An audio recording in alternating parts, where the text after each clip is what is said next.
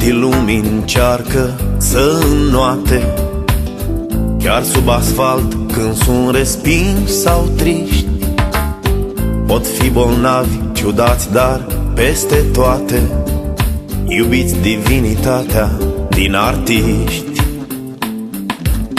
Agonizează Smirna în lavandă, le-nmiresmează clipa Duhul Sfânt. Ei dăruiesc o altfel de ofrandă prin pâinea rumenită în cuvânt. Artiștii lumii trăiesc din vise și respiră dor.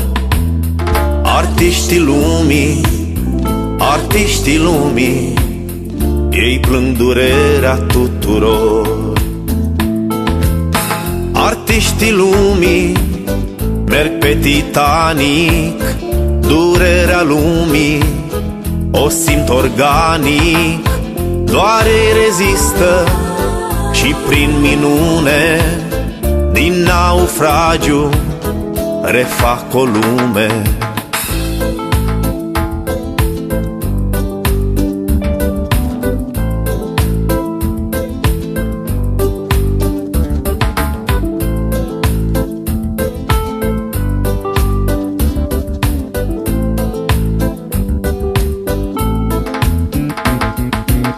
Sunt pe un colț de stea când rătăciți, lucizi, însingurați sau fanteziști. Să îi iertați și apoi să-i ocrotiți, căci poate nici n-au vrut să fie artiști. Artiștii lumii descântă în lacrimi tot ce trist trăiesc. Artiștii lumii, robiți luminii vă iubesc.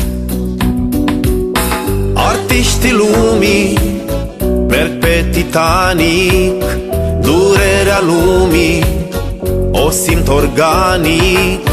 Doar ei rezistă și prin minune din naufragiu refac o lume. Artiștii lumii merg pe Titanic, durerea lumii o simt organic. Doar ei rezistă și prin minune din naufragiu refac o lume.